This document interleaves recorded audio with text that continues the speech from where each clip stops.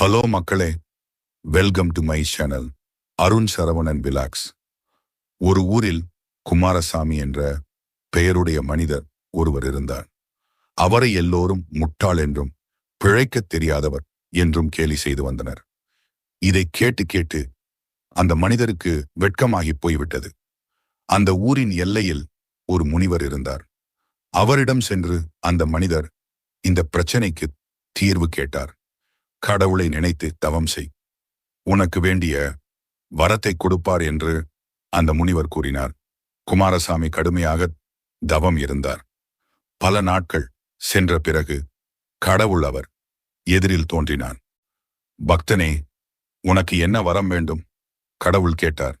தவம் செய்தால் கடவுள் வந்து வரம் கொடுப்பார்னு அந்த முனிவர் சொன்னார்.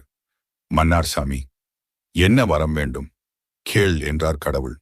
அதான் கேட்டேனே வரம், அத கொடு என்றார் மன்னார் சாமி. இப்போது கடவுளுக்கே குழப்பம் வந்துவிட்டது. கடவுள் பிரத்யட்சம் செய்துவிட்டால் யாருக்காவது வரம் கொடுத்தே ஆக வேண்டும். அதுவும் தவம் செய்தவருக்கு தவறாமல் வரம் கொடுத்தே ஆக வேண்டும். என்ன செய்யலாம்? கடவுள் யோசித்தார்.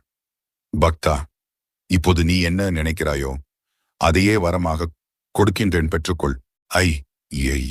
யோ, நான் ஒன்றும் நினைக்கவே இல்லையே, அதான் என்று சொல்லிவிட்டு கடவுள் மறைந்து விட்டார். இதிலிருந்து என்ன தெரிகிறது?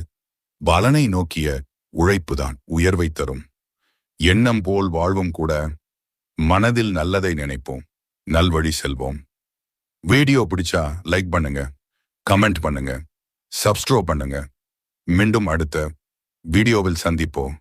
பாய் நண்பர்களே.